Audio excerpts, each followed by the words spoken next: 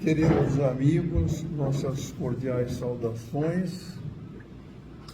Eu vos dou as boas-vindas em nome de Jesus, dos mentores da casa.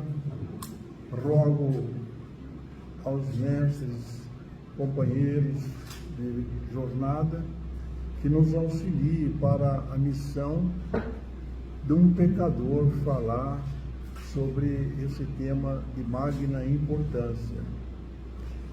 Digo isso, amigo, porque a caridade, segundo Emmanuel, é um processo de somar alegrias e diminuir males. Dir-se-á, mas como assim que é um processo de somar alegrias? A caridade, até onde nós entendemos, e a regra é dar uma cesta básica. Quase todos nós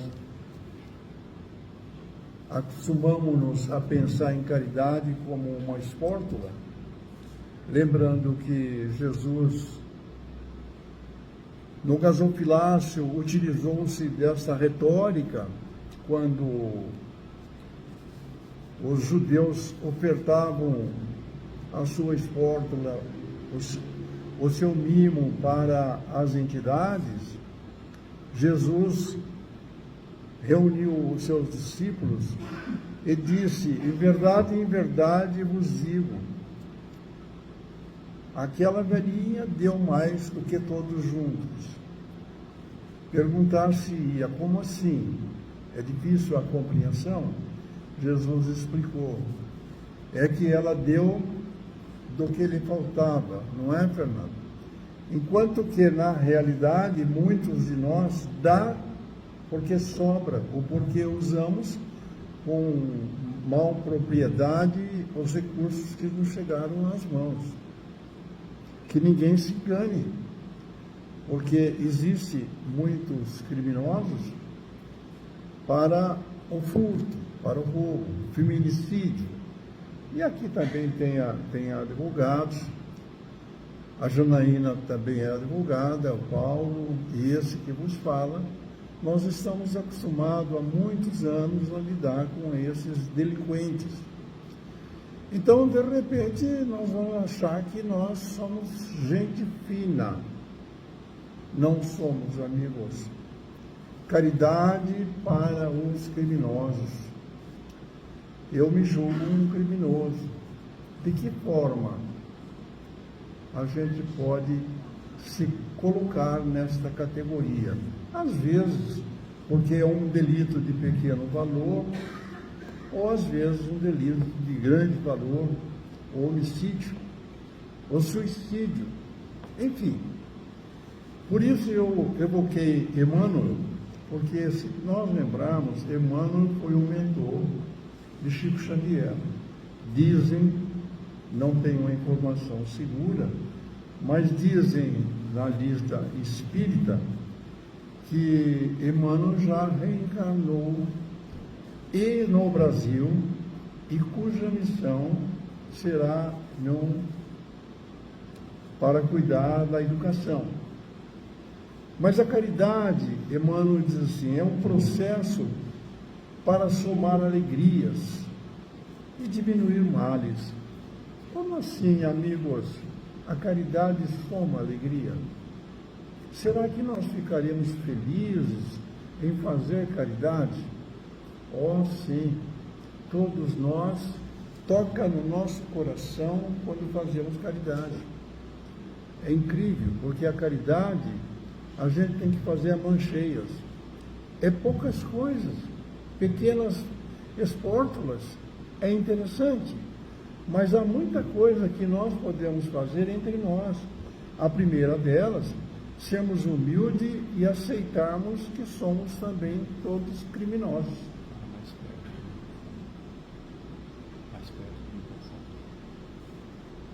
Ele está me repreendendo aqui porque eu sou italiano, falo baixinho, né? Estão me ouvindo? Pois bem, a questão é aceitar que nós vamos falar com todos nós. Não se pensa somente naquele que faz os homicídios, aqueles crimes graves. Mas os pequenos delitos, quem de nós já não fez? Quantas vezes este que vos fala já não teve oportunidade nessa longa trajetória que eu estou experimentando de pensar, meu Deus, que burrada que eu fiz quando me dei por conta de que a minha consciência cobrou-me certas atitudes.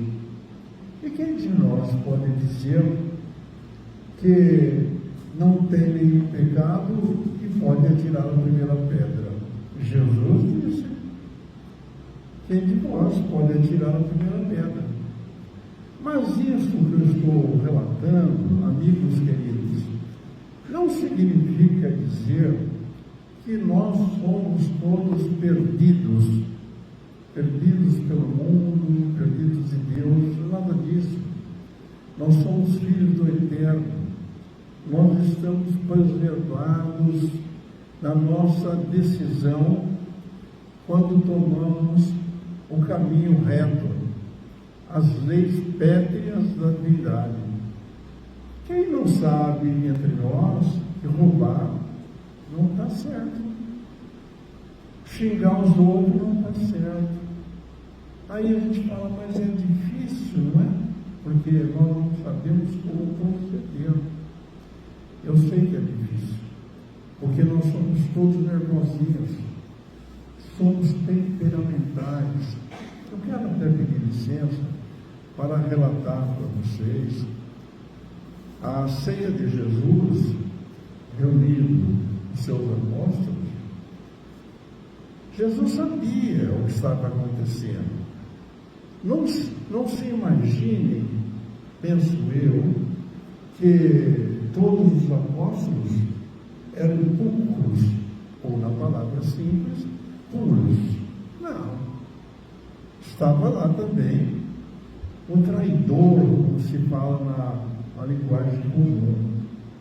Não era. Ele, na verdade, sem ter procuração para defender Judas Iscariote, ele não era um traidor. Ele era, sim, um revolucionário. Ele queria libertar o seu país da canga que sofriam com aquela escravidão que estava imposto a ele. Mas todos eles estavam se esforçando ao extremo para alcançar a plenitude. Nós aqui também estamos nos esforçando. Nós estamos nos encontrando aqui agora com Jesus. Vocês vão dizer, o Jaime é engraçado, como assim? Encontrando com Jesus. Não são palavras minhas. Jesus asseverou que ali onde estiverem dois ou mais reunidos em torno do seu ideal, ele estaria presente. Então é lógico. Jesus está aqui conosco, aqui e agora. Somos pecadores. Mas ele abriu os braços para quê? Mesmo no Monte Gólgota, no sofrimento atroz, ele abriu os braços. E disse, vinde a mim todos vós que sofreis e estáis sobrecarregados, e eu vos aliviarei. Tomai sobre vós o meu jugo, e aprendei de mim que sou manso e pacífico de coração, e vossas almas se reconfortarão. Naquele suplício, ele fez um esforço extraordinário para levantar a cabeça para o Pai e dizer, Pai, perdoa, que eles não sabem o que fazem. Logo, a aceitação de que nós não somos flores que se cheiram, nós temos os nossos segredinhos, que só vocês, só eu, cada um de nós, tem guardado no seu coração. É preciso, então, somar, como diz Emmanuel, a caridade é um processo de somar alegrias e diminuir males. Mas como somar alegrias? Oh, meu Deus, como é gostoso. Vocês já deram, se é que não deram, eu já fiz esse teste muitas vezes, muitos anos, de distribuir presente para as crianças menos favorecidas. Ou seja, para aqueles flanelinha. Aliás, aqui em falar em flanelinha, eu quero acelerar para vocês, eu não tenho vergonha, porque vergonha é roubar, não falar a verdade. Eu sou o precursor dos flanelinha. Não existia flanelinha no meu tempo. Mas eu falava, moça, eu posso dar uma olhada no seu carro? Imagina aquele bichote, olhar o carro, dá um tapão na orelha e pronto. Mas é assim a vida. Então, eu estou dizendo isso porque é uma alegria quando a gente pode deixar o outro feliz. Vocês já deixaram alguém feliz? Claro que sim, muitos de nós. Começa em casa, é o reduto sagrado da família. Experimenta falar para a sua esposa: oi, querida, mas você está tão linda hoje. Ó, gostei desse vestido. A pessoa já abre um sorriso, alguns sorriem aí. E aí ela responde para você: não, mas você também não é de jogar fora, não. Desculpe, mas esta hilariedade de que eu me faço portador não é um desleixo para o nosso Evangelho. Ao contrário, Paulo disse aqui certas vezes, e eu já ouvi inúmeras vezes, que Jesus era alegre, feliz, contente, apesar de presciente, ou seja, quer dizer, Jesus sabia dos acontecimentos, para que veio, tanto que disse para Judas: vai e faça o que tem que fazer. Ele sabia. Mas entre os seus discípulos que se esforçaram para alcançar os planos das grandes moradas, nós encontramos Pedro. Quando Pedro estava entrando na igreja dele, dos judeus, não é? Os miseráveis reuniam-se, os aleijados reuniam-se à porta para poder pedir uma graça. E um deles levantou as mãos para pedir uma espórtula. E Pedro, vocês imaginam, não tinha nada. Pedro simplesmente falou: eu não tenho ouro nem prata, mas o que eu tenho, eu te dou. Abençoou, levantando as mãos, e curou o doente.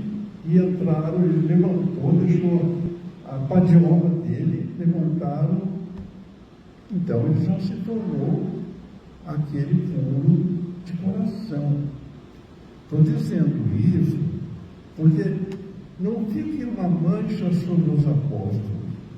Eu só digo que Pedro era temperamental. Eu acho que aqui também tem um monte de temperamental. O que quer dizer isso?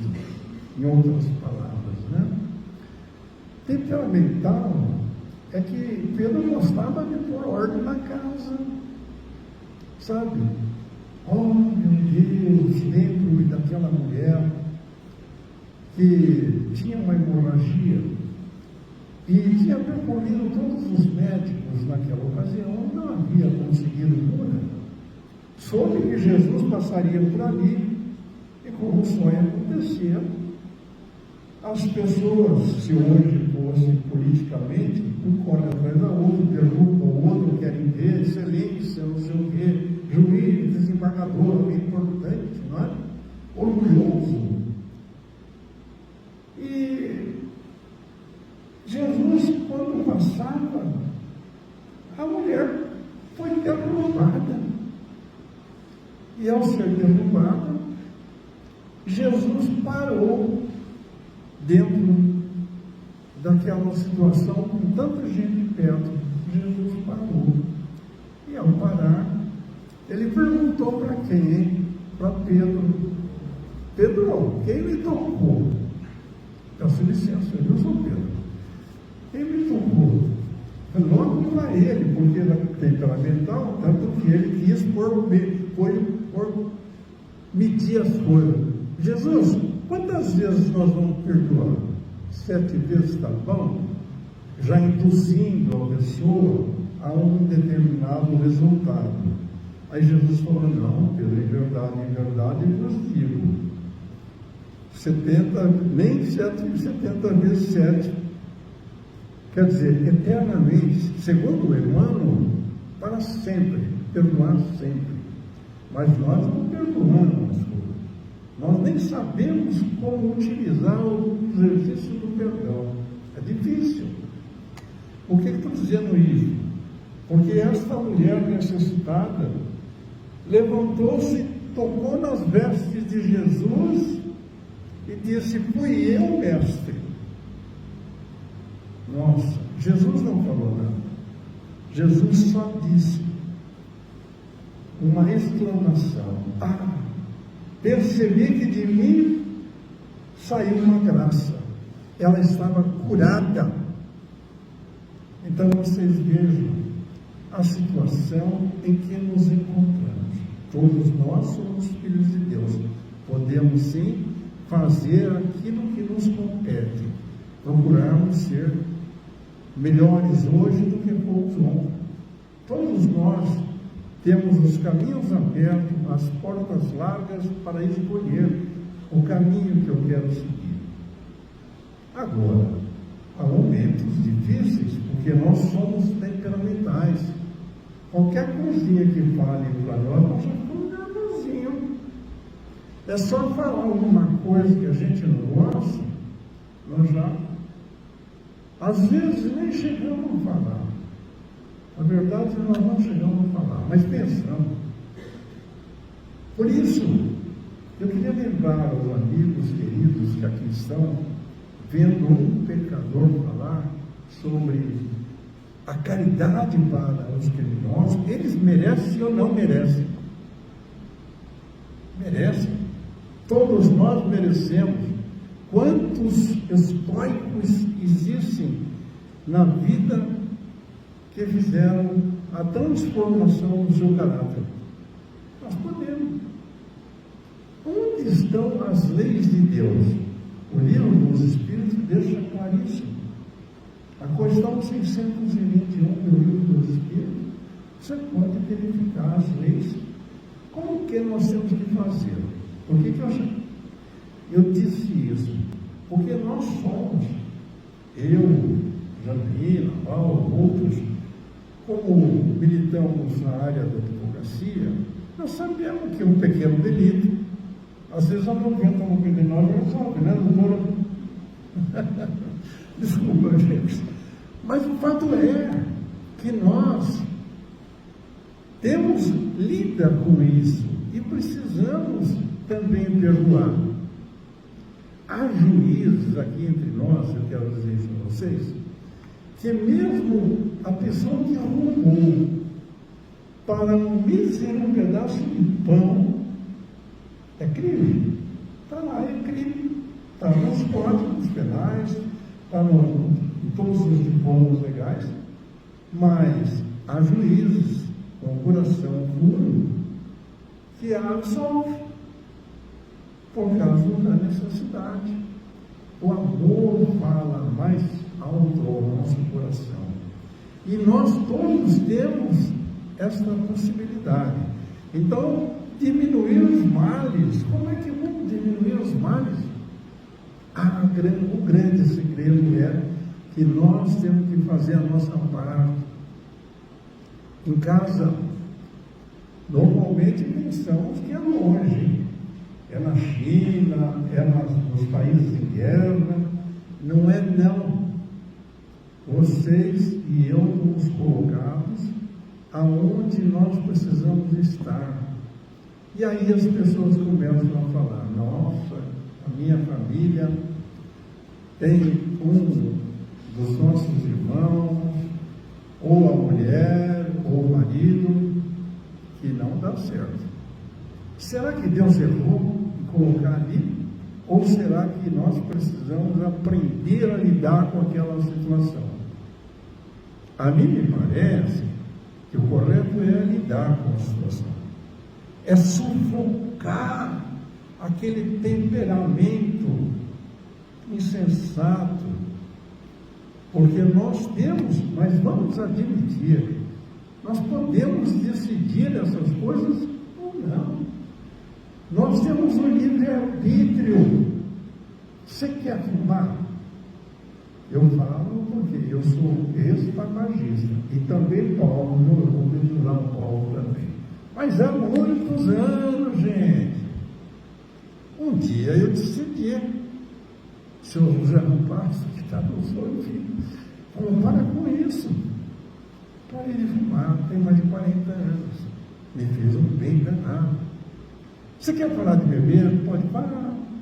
Você quer parar de ofender os outros? Pode parar. Isso chama a virtude da indulgência. Mas, como assim? Como ser indulgente? Para poder perdoar as pessoas, eu preciso ser indulgente. Para poder perdoar o criminoso, porque a gente fala assim, está falando lá, mas queria ver se fosse na casa dele. Que entrou, que roubou, que não sei o quê. Por acaso Jesus não passou por todas essas contrariedades? Jesus não mandou dar a César o que é de César? Tem histórias verdadeiras de Jesus.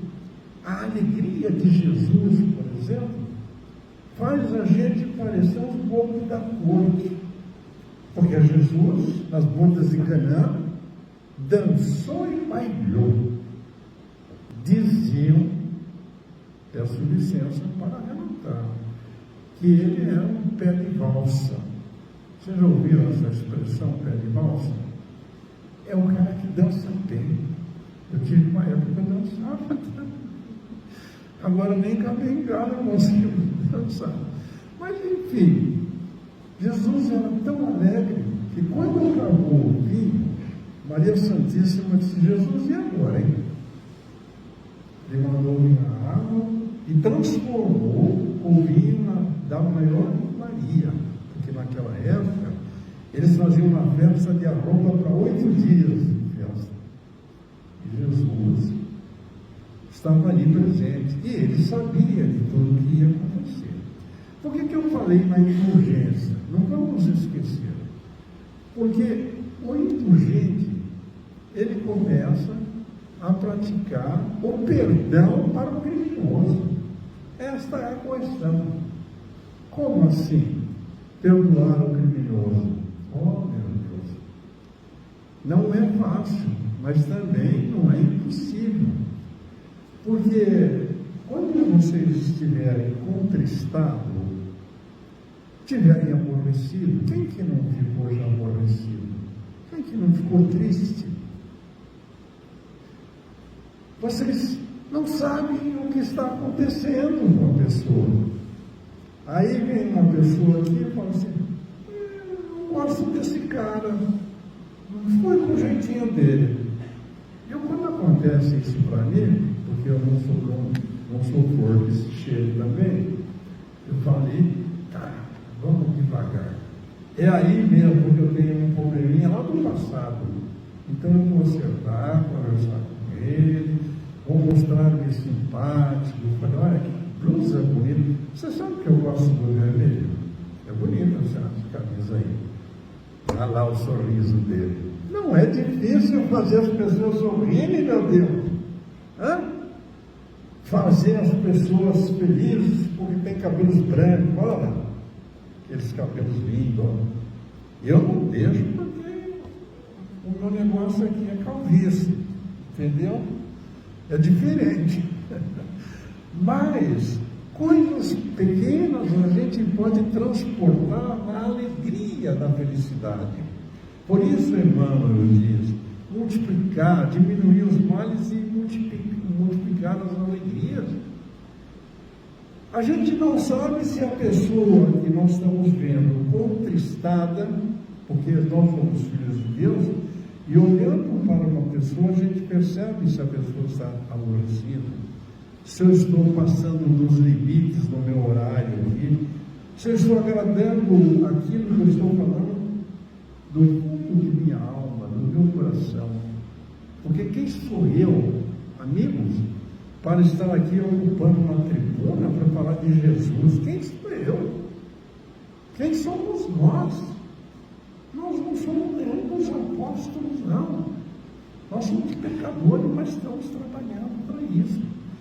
Então, quando você olha para o rosto de uma pessoa e vê que a pessoa está conquistada, está parecendo aborrecida, você não sabe o que está acontecendo.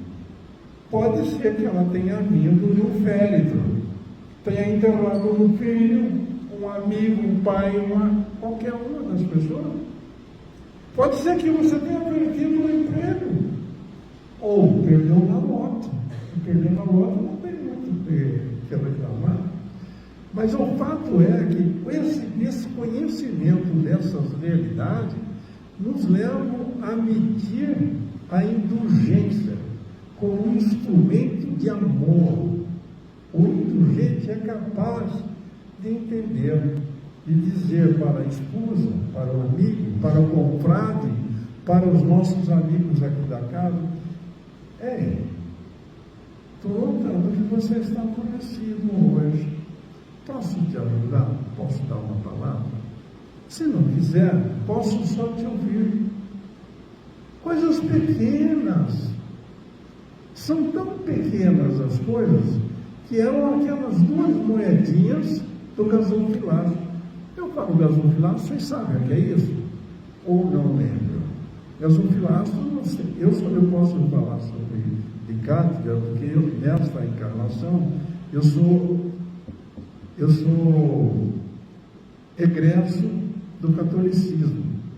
E o gasofilaço era aqueles cofrinhos que se punha na parede para pôr as esmolas. Depois a coisa foi modernizando, passou a cestinha, porque assim todo mundo olhava, estava dando bastante o povo, e foi modernizando. Mas Jesus, vendo aquela situação, falou: olha, ela deu do que lhe fazia falta. Os outros não. Os outros davam para fazer barulho. E com isso iam dizer: nossa, que homem generoso. Ele deu bastante. Será que é o bastante para nós? Ou o nosso jeito pode ser simples, amoroso, começando pela família? Queremos mudar o mundo que está perturbado. Todo mundo fala assim: mas o mundo está perdido. Eu vou confessar para você, é mentira. O mundo não está perdido. Como assim? Nas mãos do governador planetário, de Jesus de Nazaré, o mundo está perdido? Onde é que se viu isso? A estatística de 4 anos atrás, da ONU, deu o bebê 8 bilhões. Presta atenção. Então nós temos um universo muito grande de pessoas, então o número de crimes, delitos, são maiores. Mas não chega a nada. No universo que nós estamos falando de 8 bilhões. E segundo o Divaldo, se não me engano, é hoje ou amanhã, o centenário dele, né? Diz que nós temos esse planeta para 100 bilhões de criaturas. Não falta alimento, não. Falta é controle, organização. Portanto, o mundo não vai mal, obrigado. O mundo vai bem, obrigado. Está nas mãos de Jesus. Ele que toma conta de nós. Mas a questão é: você é católico, você é espírita, você é o quê? Eu sou um bandista? Para mim, você pode ser o que você quiser. Qual é o problema? Nós somos filhos de Deus, único. Estamos ouvindo. Deus cuida de todas as suas criaturas, que estão 975 do livro do Espírito. Por menor que seja a criatura, merece a bondade do seu lugar. Daí, amigo, esse processo, quando se fala em processo, é um procedimento. É um procedimento de somar essas alegrias que nós somos capazes de produzir. Todos nós somos capazes de produzir alegrias. Multiplicar as esperanças. Ora sim. Quando eu me lembro das minhas dificuldades na infância, nas lutas que experimentei, eu não faço isso para escrachar a minha personalidade. Por favor, eu falo isso como um relato, que é importante a gente ser humilde para dizer aquilo que sente no seu coração. Multiplicar esperanças é dividir a felicidade para que a terra se realize na condição do esperado reino de Deus. Meu Deus, quando Pilatos adentrou no seu palácio, lavar as mãos, fazer o que, sei lá o que ele foi fazer, ele voltou e disse para Jesus: então tu és rei? Jesus disse assim: tu o dizes, eu não sou o rei daqui. Se eu fosse o rei daqui, o meu povo não teria lutado para me libertar. Meu reino não é deste mundo. Estamos aqui provisoriamente. Eu me vou para reservar o lugar para nós outros. Está esperando o lugar. Quando? Quando nós abrimos o nosso coração e procedemos corretamente. Como se faz isso? Simples. Não tem segredo nenhum. Procurar a sua consciência, um instrumento sagrado de nossas vidas. Quem é o juiz da sua consciência? O tribunal de justiça? Nós mesmos sabemos. Vocês não sabem o que é errado? Quantas pessoas não vêm aqui a esta casa? Seu mundo está perdido, as portas estão abertas. Chegue aqui, pode vir em qualquer igreja. Então, observe, amigos, esse reino que Jesus nos prometeu está valendo para todos esses desenhos que acho que o Ailton colocou para nós, para sabermos que a questão mais básica é não ficarem entristecidos, porque vocês têm um pecadinho aqui, outro ali. Se não der para acertar nessa encarnação, não vem em outra. Mas o destino nosso é alcançar os páramos celestiais. Devagar, lentamente, nós vamos chegar lá. Então eu estou dizendo isso porque eu não quero, não desejo, não é a intenção de deixar que ninguém fique magoado, porque somos filhos de Deus e o Mestre está de braços abertos. Lembre-se do Mestre. Será que vocês podem, agora, antes da Cristina fazer o encerramento, será que vocês podem mentalizar a figura de Jesus? Eu tenho uma ideia da figura de Jesus, porque são diversos lugares que a gente vê, que o Mestre querido usava uma cabeleira longa, caindo às costas. Ele tinha os cabelos mais ou menos avermelhados. E o pessoal achava que ele estava lançando uma moda, ou, na outra linguagem, New Age. Nada disso.